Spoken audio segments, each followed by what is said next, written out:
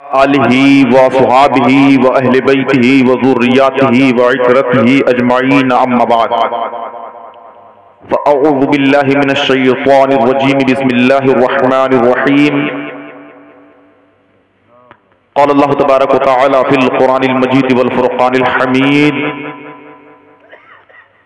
لا اقسم بهذا البلد وانت حل بهذا البلد ووالد وما ولد صدق اللہ البشیر القدیر وصدق رسولہ الرشید النذیر والحمد للہ رب العالمین آمین آمین آمین الی غیر النہایہ۔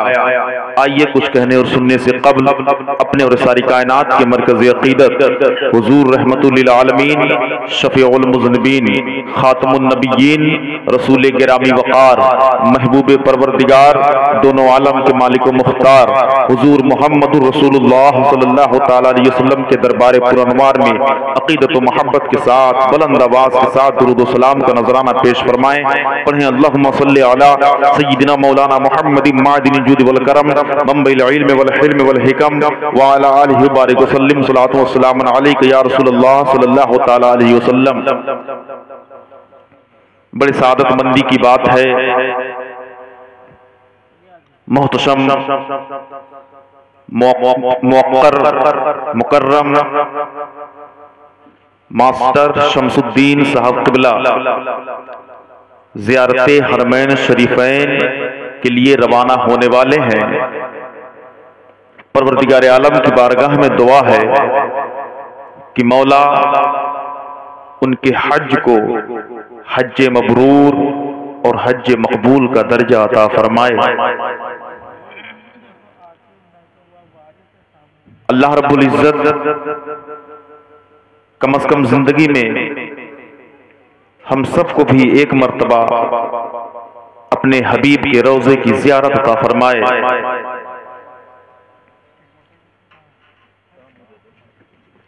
ہر عاشق رسول کی یہ تمنا ہوتی ہے کاش کی ہمارے بازوؤں میں پر لگ جائے تو ہم اڑ کر مدینہ چلے جائیں، نبی کی نگری میں چلے جائیں۔ اور جب کوئی حاجی میرے مصطفیٰ کے دربار میں جانے والا ہوتا ہے تو ہر دیوانے مصطفیٰ کا دل بے قرار ہوتا ہے، تڑپتا ہوتا ہے، اور وہ کچھ اس انداز سے عرض گزار ہوتا ہے جس کو شاعر نے بڑے بہترین انداز میں پرو کر کہا ہے، دل ہے بے قرار آقا، دل ہے بے قرار، دل ہے بے قرار آقا، دل ہے بے قرار، دیکھنے کو طیبہ کی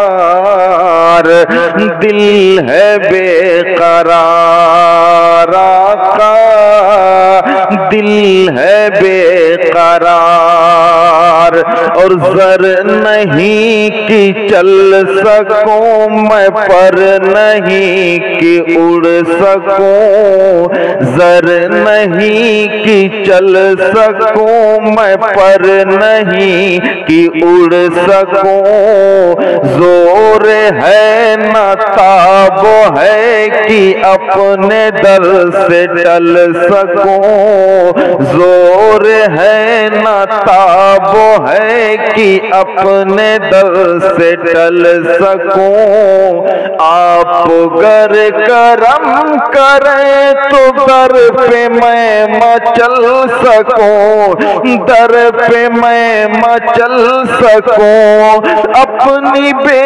کسی پہ ہوں حضور عشق بار،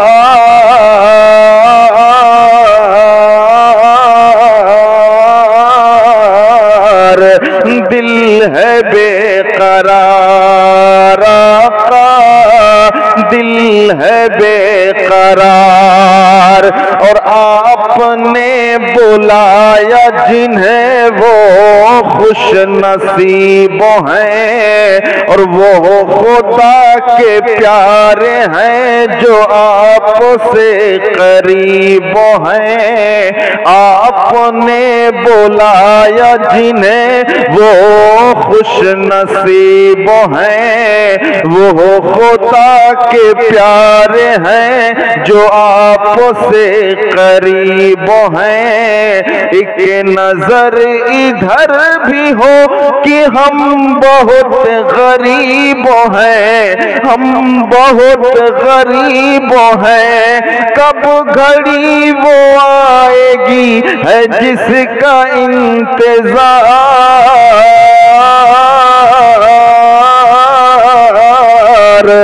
دل ہے بے قرار آقا, دل ہے بے قرار. دیکھنے کو طیبہ کی بہار, دل ہے بے قرار آقا, دل ہے بے قرار. درود پاک پڑھیں. اللہم صلی علی سیدنا مولانا محمد بارک وسلم صلاۃ والسلام علیک یا رسول اللہ صلی اللہ تعالی علیہ وسلم. حضرات,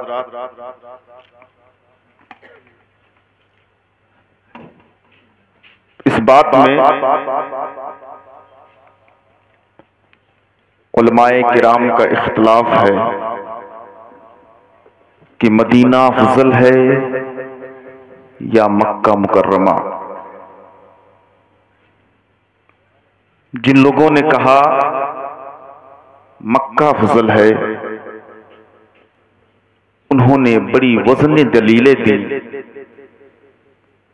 اور جن باز نے کہا مدینہ افضل ہے وہ لوگ بھی دلیل دینے میں کوئی قصر نہیں باقی رکھتے.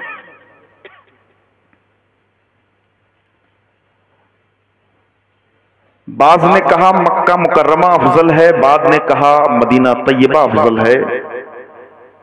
لیکن جب یہ مسئلہ ہندوستان کی سرزمین پر علامہ عبدالحق محدث دہلوی کے پاس آتا ہے تو آپ کیا خوب بہترین انداز میں جواب دیتے ہیں کہ جب تک میرے سرکار مکہ میں تھے تو مکہ افضل تھا, نبی مدینے میں آ گئے تو مدینہ افضل ہو گیا. شیخ شہاب الدین سہروردی رضی اللہ تعالی عنہ سے ایک صاحب نے مسئلہ پوچھا, حضرت یہ بتائیں کہ ساری کائنات میں سب سے افضل جگہ کون سی ہے؟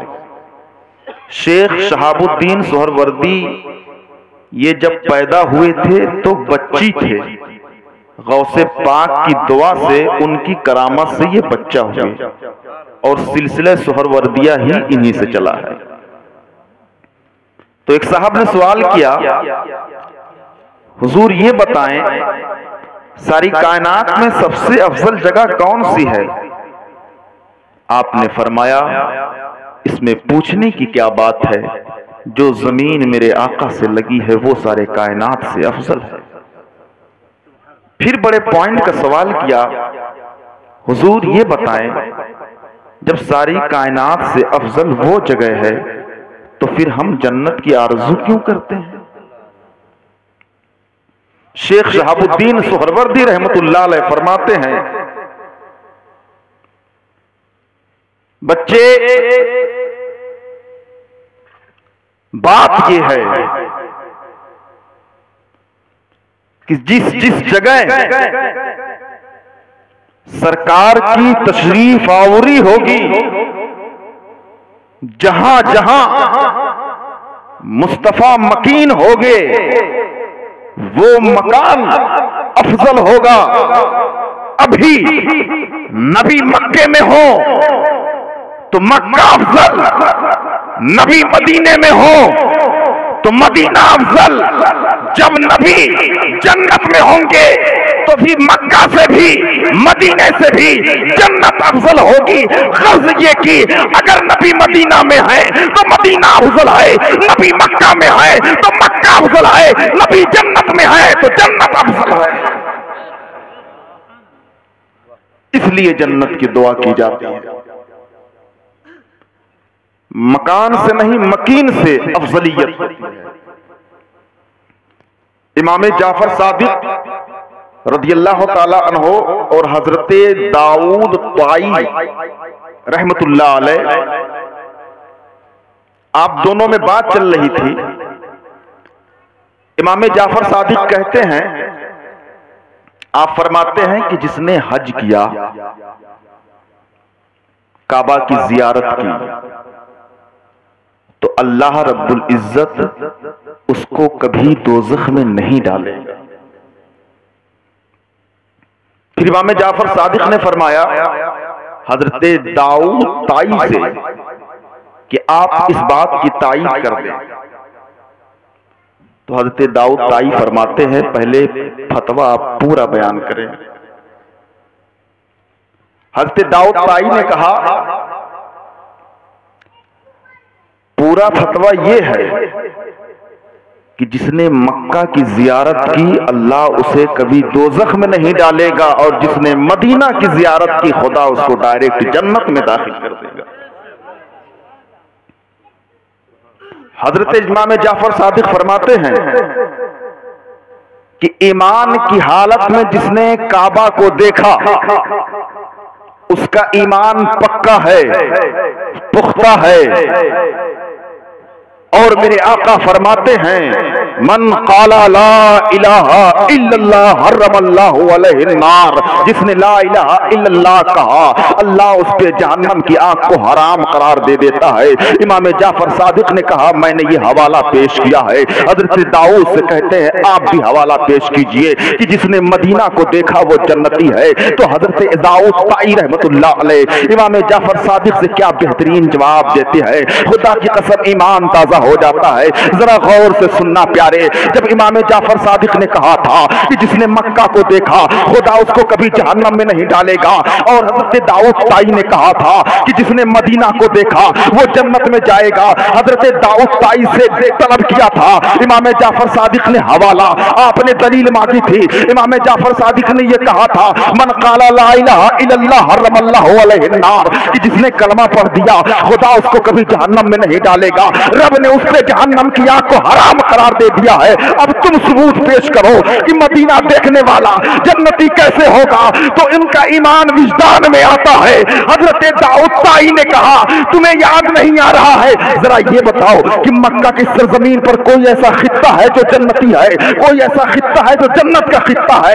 حضرت امام جعفر صادق کہتے ہیں نہیں۔ حضرت داؤد طائی کہتے ہیں میں کہتا ہوں مدینہ کی سرزمین پر کچھ ایسی زمین ہے جو جنت کی کیاریوں میں سے ایک کیاری ہے۔ حضرت داؤد طائی نے کہا لو میں حوالہ پیش کرتا ہوں، آقا نے فرمایا تھا ما بین منبری و بیتی روضۃ من ریاض الجنہ، جو میرے گھر اور منبر کے درمیان ہے وہ جنت کی کیاریوں میں سے ایک کیاری ہے، اور اس کیاری میں جا کر جس نے 2 رکعت نماز نفل پڑھ لی گویا کہ وہ جنتی ہے، اس نے جنت میں جا کر نماز پڑھی، اور جس نے جنت میں جا کر نماز پڑھی جو ایک مرتبہ جنت میں داخل ہو گیا اس کے بارے میں رب کا کیا فیصلہ ہے؟ کیا وہ دوبارہ نکالا جا سکتا ہے جنت سے؟ کیا پھر اس کو جہنم کے دہتے ہوئے شعلوں میں ڈالا جا سکتا ہے؟ نہیں نہیں، جو جنت میں داخل ہو گیا قرآن اعلان فرماتا ہے وَهُمْ خَالِدِينَ فِيهَا، جو جنت میں داخل ہو گیا وہ ہمیشہ ہمیش رہے گا۔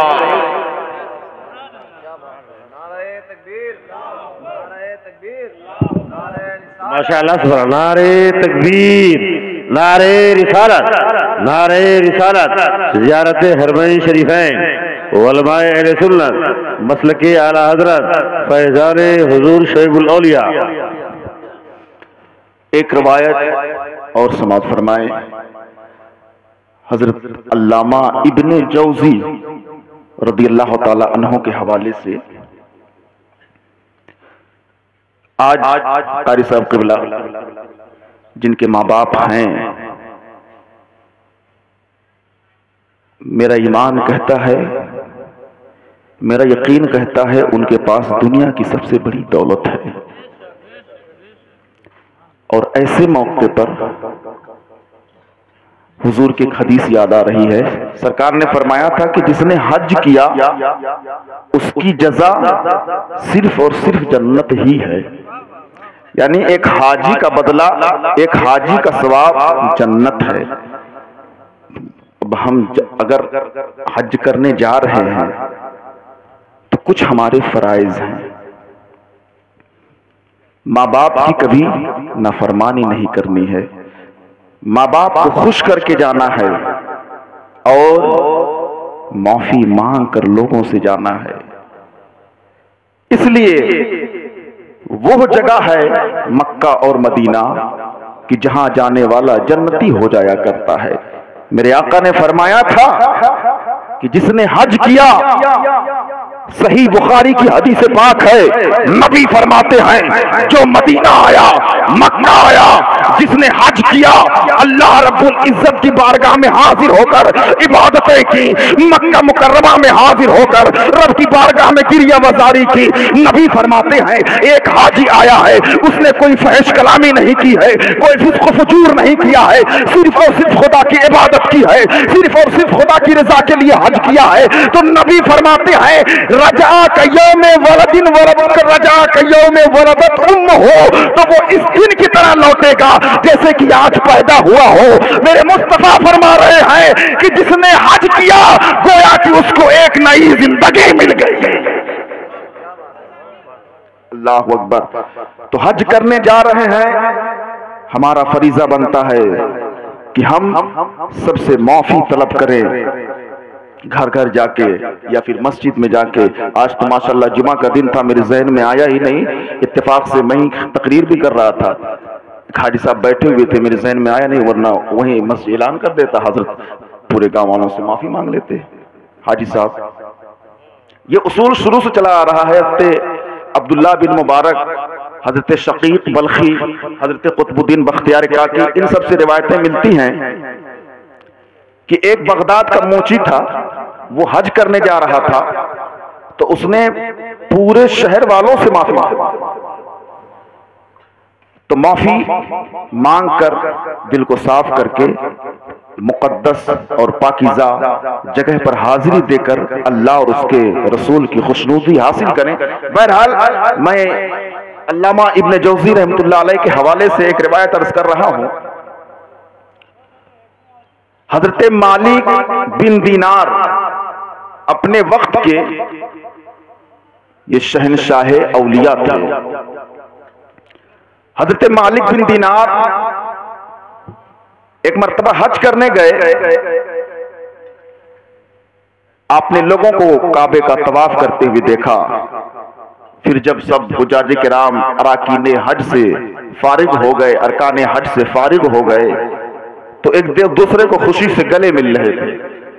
حضرت مالک بن دینار نے رب کی بارگاہ میں عرض کیا، میرے پروردگار مجھے تو ایسے شخص بتا دے جس کا تو نے حج قبول کیا ہے اور جس کا حج تو نے رد کر دیا ہے۔ حضرت مالک بن دینار کو الہام ہوتا ہے، اور اللہ رب العزت نے بتایا، اس کے بارے میں بتایا جس کا حج رد کیا گیا تھا، اور غالباً میرا وجدان کہتا ہے حضرت مالک بن دینار نے وضاحت کی ہے ان کے بارے میں جن کا حج قبول نہیں ہوا تھا، اور جن کا حج قبول ہوا تھا میرا ایمان کہتا ہے وہ حضرت مالک بن دینار ہی تھی۔ تو حضرت مالک بن دینار کو اللہ رب العزت الہام فرماتا ہے کہ بلخ کا ایک شخص ہے جس کا نام محمد بن ہارون ہے، اس کے حج کو رد کر دیا گیا ہے۔ آپ آئے وہاں جہاں بلخ کا خیمہ لگا ہوا تھا، لوگوں سے پوچھنے لگے تم میں سے محمد بن ہارون کون ہے؟ تو گاؤں والوں نے کہا، بستی والوں نے کہا آپ ان کے بارے میں پوچھتے ہیں کہ جن کے جیسا کوئی متقی اور پرہیزگار نہیں، 40 سال سے مسلسل دن میں وہ روزہ رکھتا ہے، 40 سال سے مسلسل راتوں کو قیام کرتا ہے، اور ہر سال 40 سال سے پیدل حج کرتا ہے. اس کے بارے میں پوچھ رہے ہیں. بہرحال حضرت مالک بن دینار نے پوچھا تو گاؤں والوں نے بتایا کہ وہ ہر سال حج کرنے کے لیے آتے ہیں لیکن یہاں نہیں ٹھہرتے. وہ ارکان حج ادا کر کے خیمے میں نہیں رکتے بلکہ پہاڑ کی کسی کھوہ میں کسی غار میں چلے جاتے ہیں اور اللہ کی عبادت و ریاضت کرتے ہیں تاکہ کوئی ان کو ڈسٹرب نہ کرے. یہ بستی والے کہہ رہے ہیں. تو حضرت مالک بن دینار لوگوں کے بتائے ہوئے پتے پر پہنچے. جب وہاں پہنچے تو کیا دیکھتے ہیں؟ ابن ہارون کا ایک ہاتھ کٹا ہوا تھا, ہنسلی لگی ہوئی تھی اور اس کو کھینچ کر زنجیر پیروں میں باندھ رکھی تھی اور زارو قطار رو رہا تھا, پروردگار عالم میری بخشش فرما دے, مجھے بخش دے. حضرت مالک بن دینار جیسے پہنچے ان کو دیکھا تو ابن ہارون نے کہا اے اللہ کے ولی, تمہیں تیرے خواب نے یہاں تک لے کر آیا ہے نا؟ اتنا سنتے ہیں حضرت مالک بن دینار تو تعجب میں پڑ جاتے ہیں کہ اسے کیسے پتا جو اتنا متقی ہے, 40 سال سے روزے رکھ رہا ہے, 40 سال سے راتوں رات جاگتا ہے, شب بیداری کرتا ہے, اور میں کس لیے آیا ہوں یہ مقصد بھی جانتا ہے. یہ کیسے ہو سکتا ہے کہ اللہ رب العزت نے اس کا حج رد کر دیا ہو؟ اتنا ہی نہیں, ابن ہارون نے کہا آپ یہاں اس لیے آئے ہیں نا کہ ان سال بھی اللہ رب العزت نے میرے حج کو میرے منہ پہ مار دیا. اور تعجب میں پڑے کہ اس کو تو میرے خواب کا مضمون بھی معلوم ہے. تو حضرت مالک بن دینار نے کہا ہو نہ ہو کوئی راز تو ضرور ہے, 40 سال سے تیرا حج رد کیا جا رہا ہے. اللہ بڑا کریم ہے, وہ کسی بندے پہ ظلم نہیں کرتا. کوئی بات تو ہے جس کی وجہ سے تیرے حج کو تیرے منہ پر مار دیا جاتا ہے. تو ابن ہارون کہتا ہے ہاں میں وہ بدبخت انسان ہوں, وہ بدنصیب انسان ہوں. میری جوانی کے ایام تھے, میرے ساتھیوں میں سے کچھ ایسے لوگ تھے جو شرابی تھے, انہوں نے مجھے شراب کی لت لگا دی. میں شراب پیا کرتا تھا. ایک رات کی بات ہے, شراب پی کر میں گھر آیا. جیسے ہی گھر کے اندر داخل ہوا تو میری بوڑھی ماں نکلتی ہے اور کہتی ہے بدبخت آج رمضان کا پہلا مہینہ ہے اور تو شراب کے نشے میں دھت ہو کر آیا ہے. میری ماں نے مجھ کو بدبخت کہا اور میرے چہرے پر ایک تماچا مارا ہے. میں غصے میں آ جاتا ہوں اور اپنی ماں کو مارنے لگتا ہوں, اور مارتے مارتے جب میں تھک گیا میرا غصہ پھر بھی ٹھنڈا نہیں ہوا تو میں نے اس کو تندور میں ڈال دیا, دہکتے شعلوں میں ڈال دیا. میری بیوی نے مجھ کو دھکا دیا تو میں بستر پر جا کر گرا. آدھی رات کے بعد جب مجھے ہوش آیا تو میں نے بیوی کو پکارا تو بیوی بڑے تلخ انداز میں بڑے غصے سے کہتی ہے تم کیوں آواز دے رہے ہو, کس لیے مجھے پکار رہے ہو؟ تو ابن ہارون کہتا ہے اے میری وفادار بیوی, اس سے پہلے تو تمہارا لہجہ ایسا نہ رہتا تھا, اس سے پہلے بھی میں شراب پی کر آتا تھا مگر تم اتنے غصے میں نہیں نظر آتی تھی, آخر وجہ کیا ہے؟ تو ابن ہارون کی بیوی نے کہا نادان جب تو اپنی ماں کا نہیں ہوا تو کسی اور کا کیا ہوگا؟ ابن ہارون کہتا ہے کیا بات ہے؟ بیوی نے کہا تو نے رات کو اپنی ماں کو دہکتے ہوئے شعلے میں ڈال دیا تھا. اتنا سننا تھا. ابن ہارون دوڑتے ہوئے تندور کے پاس جاتا ہے. اللہ اکبر, جب تندور کے قریب گیا تو کیا دیکھتا ہے؟ ماں جیسے جلی ہوئی روٹی کی طرح پڑی ہوئی ہے, روح قبض سے انسری سے پرواز کر چکی ہے, جسم جل چکا ہے. یہ جلال میں آتا ہے, غصے میں آتا ہے. اس نے ایک ہتھیار لیا ہے, ہتھیار سے بازو کو کاٹ لیتا ہے اور سارا مال رب کی بارگاہ میں خرچ کر دیتا ہے. پوری کنیزیں رب کی بارگاہ میں آزاد کر دی, رب کی رضا کے لیے آزاد کر دی, غلاموں کو آزاد کر دیا. پھر اسی تاریخ سے مسلسل 40 سال تک پیدل حج کرتا رہا. کسی رات کو بھی وہ سویا نہیں ہے, کسی دن وہ روزہ توڑا نہیں ہے, مگر اور اس کے حالات ساتھ ساتھ یہ بھی تھی کہ وہ کھانے کے لیے کیا استعمال کرتا تھا. ایک مٹھی چنا لیا کرتا تھا, اس مٹھی بھر چنے کو 24 گھنٹے میں ایک مرتبہ کھایا کرتا تھا. جب یہ بات سنی حضرت مالک بن دینار نے کہ जिस ने अपनी माँ को जिंदा दहकते हुए शोले में डालकर उसको जला दिया था। तो हजरत मालिक बिन दीनार ने हाथ को झिड़का है और पीछे आ जाते हैं। आप गुस्से में कहते हैं बड़ा बदबख्त इंसान तू है, मुझे डर लग रहा है कि कहीं ऐसा ना हो तेरे इस गुनाह के बदले में खुदाए ताला जमीन और आसमान को जला दे। ये कहकर हजरत मालिक बिन दीनार चले हैं। जैसे ही चंद कदम उठाते हैं तो पीछे से उसी की आवाज आ रही है इब्ने हारून की, ऐ गमों को खोलने वाले परवरदिगार, तुझे तेरे महबूब का वास्ता है, मेरी मगफिरत फरमा दे, मुझे बख्श दे। हजरत मालिक बिन दीनार गुस्से की हालत में थे, खेमे में आते हैं। आप जैसे ही लेटते हैं नींद लगती है। नींद का लगना था कि किस्मत का सितारा उरूज पर आ जाता है। आंखें बंद होती हैं, दिल की आंखें खुल जाती हैं। मुस्तफा जाने रहमत ख्वाब में तशरीफ लाए। मेरे आका सल्लल्लाहु अलैहि वसल्लम ने फरमाया, ए मालिक बिन दीनार, तूने उसको उस इब्ने हारून को मायूस क्यों कर दिया? तो हजरत मालिक बिन दीनार अर्ज करते हैं, या रसूल अल्लाह, उसने अपनी माँ को जिंदा जला दिया था। या रसूल अल्लाह, वो शराबी था, इसलिए मैंने उसके लिए ये जुमला किया। तो मेरे सरकार ने फरमाया, ए मालिक, तुझे मालूम है परवरदिगार आलम कल क़यामत के मैदान में उसके साथ क्या सलूक करेगा? हजरत मालिक बिन दीनार अर्ज करते हैं, या रसूल अल्लाह, आप जरूर बताएं, मैं सुनना चाहता हूं मेरे आका कल क़यामत के मैदान में उसका क्या हश्र होगा। मेरे आका इरशाद फरमाते हैं, ऐ मालिक बिन दीनार सुनो, जब कल क़यामत का मैदान कायम होगा, उसकी माँ को खड़ा किया जाएगा और इब्ने हारून को खड़ा किया जाएगा। रब की अदालत में दोनों लोग खड़े होंगे, फैसला माँ के हक में किया जाएगा। माँ को जन्नत में दाखिल कर दिया जाएगा, बेटे को जहन्नम में दाखिल कर दिया जाएगा। अभी 3 दिन ही गुजरे होंगे उसको जहन्नम में दाखिल हुए, अभी 3 दिन ही वो जहन्नम में जला होगा। और वो 3 दिन कितना बड़ा होगा, यहाँ के 1.5 लाख साल के बराबर होगा, क्योंकि जहन्नम का एक दिन यहाँ के 50,000 साल के बराबर है। अभी 3 दिन वो जहन्नम में जला होगा कि परवरदिगार आलम उसके माँ के जहन में बेटे की याद दिला देगा, बेटे की याद डाल देगा। माँ को बेटे की याद आएगी। माँ रब की बारगाह में अर्ज करेगी, मेरे परवरदिगार, मेरा बेटा कहाँ है? अल्लाह अकबर, ये माँ है, आओ देखो माँ किस तरह औलाद से प्यार करती है।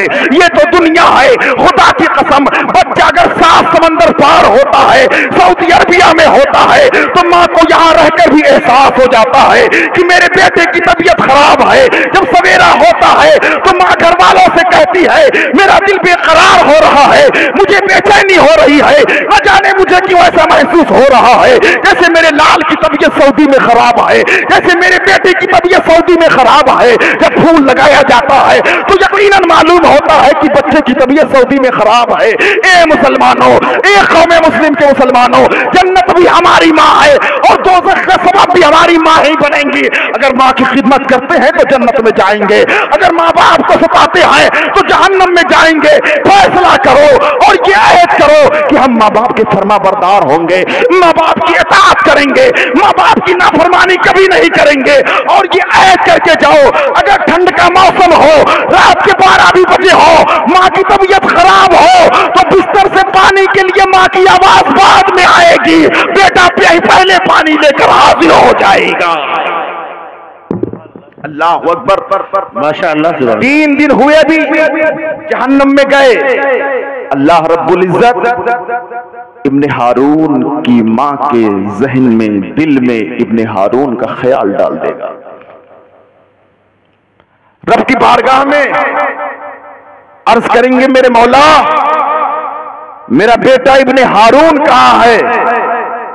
रब का फरमान होगा, उसने तुझे कत्ल किया था, इसलिए उसको जहन्नम में डाल दिया गया है। वहां भी मां की ममता तड़प उठेगी। ये मां होती है प्यारे, बिला मकसद, न दौलत की लालच, न शोहरत की लालच, न आसाइश की लालच, न आराम की लालच। हम अगर किसी उलमा, किसी आलिम की कद्र करते हैं तो इस बुनियाद पर कद्र करते हैं कि वो आलिम है। पीर की कद्र करते हैं तो इसलिए कि वो पीर हैं। अगर किसी हाफिज की कद्र करते हैं तो इसलिए कि वो हाफिज कुरान है। किसी खतीब की कद्र करते हैं तो इसलिए कि वो अच्छा खतीब है। किसी शायर का एहतराम करते हैं तो इसलिए कि वो अच्छा शायर है। मगर बलिहार जाओ